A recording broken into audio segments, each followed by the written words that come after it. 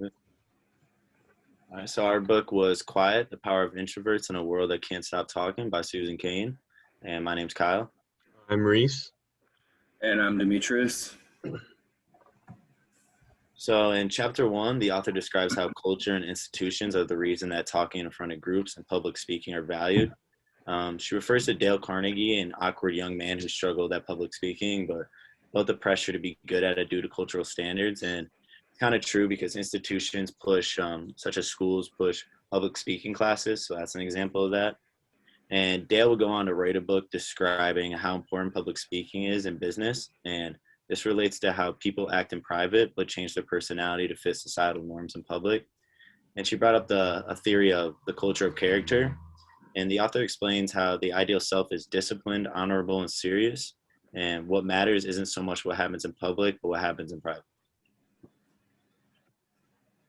So in chapter 2, she continuously talks about the difference between introverts and talkers, saying that talkers receive more attention and that helps increase their power.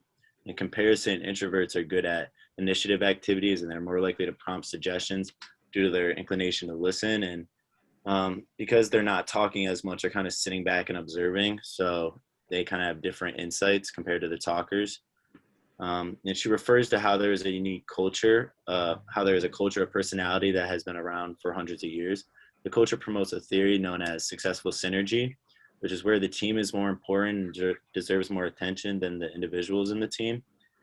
And this correlates to the culture pushing the norm that extroversion is necessary for success. And although successful synergy is kind of apparent in sports and in teams, it can be different just in terms of in real life for individuals. She ends the chapter stating that introverts are more likely to motivate than talkers. Talkers seek their stamp on events so they can generate power, as to where introverts are more likely to motivate and use the talents of others and be less individualistic. Because talkers are more likely to not just kind of talk and not know as much as what they're saying and kind of be unthoughtful with it, as introverts kind of feed off of the other talents in the group to come up with ideas.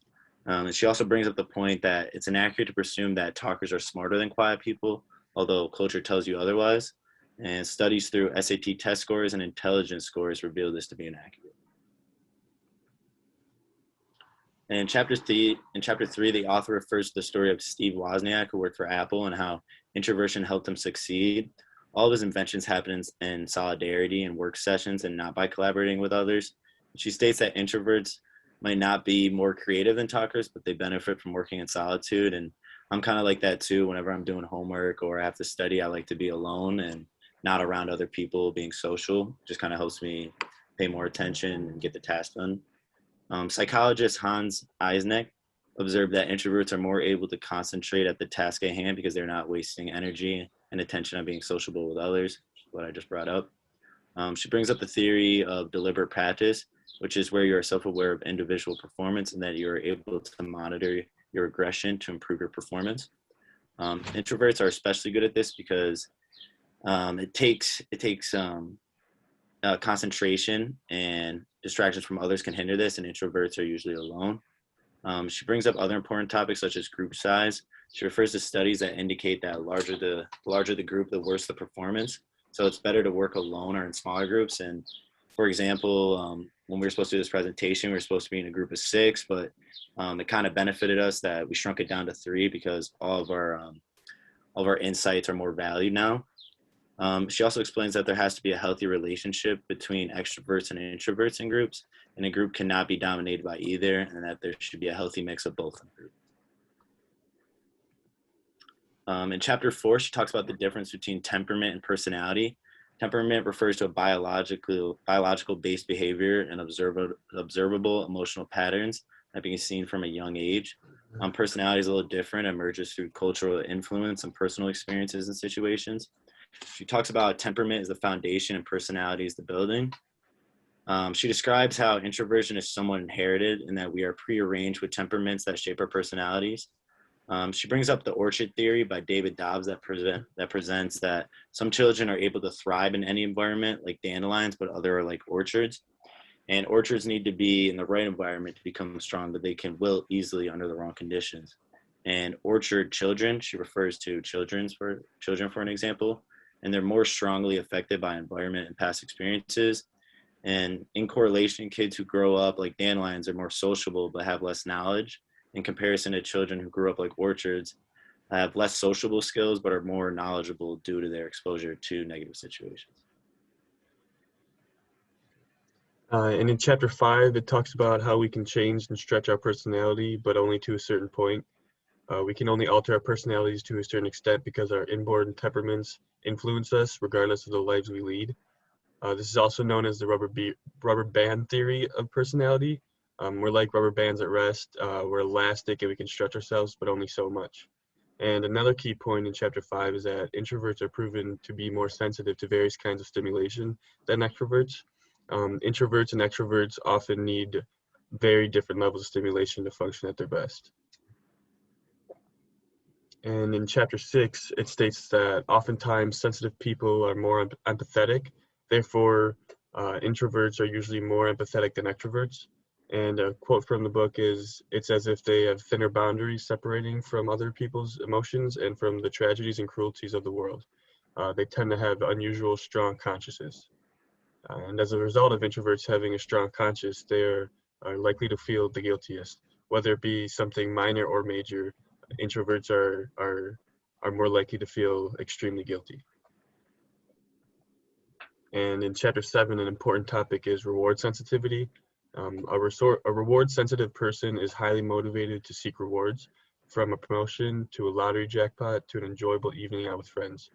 Reward sensitivity motivates us to pursue goals like sex and money, social status and influence. Extroverts are more likely to be highly reward-sensitive people, while introverts are more likely to pay attention to warning signals, and introverts are more successful at regulating their feelings of desire or excitement because they protect themselves from the downside. And also, extroverts do better on many kinds of tasks, particularly these performed under time or social pressure or involving multitasking. And extroverts are better than introverts at handling information overload. Introverts' reflectiveness uses up a lot of cognitive capacity. And chapter 8 puts an emphasis on Asian culture and their introverted tendencies and values. In Eastern cultures, the education system values quiet, calm, and introspective individuals. By not speaking at all, students show deeper thought and respect. This poses contrast to Western culture, like in the U.S., where the brighter personalities are considered more favorable in business, school, and social situations. This just shows how different our cultures are, and like we don't really think about how like Eastern cultures act or behave, because like we just know how we've been raised and everything, and how extroverts are more likely to be the smarter ones or yeah, but the introverts in the Eastern culture are more like show more respect. Yeah. In chapter 9, the author presents the profiles of two different people, one being Brian Little. He is a prominent and dynamic Harvard University psychology professor with sold-out lectures, and the other, a recluse in the Canadian woods. They turn out to be the same guy, implying that the extroversion and the introversion dichotomy is oversimplified. Some people assume that personality characteristics are unchangeable. In chapter 10, it is about how to talk to the opposite type and how they attract each other in business, or whether it's in a friendship or especially in a romance.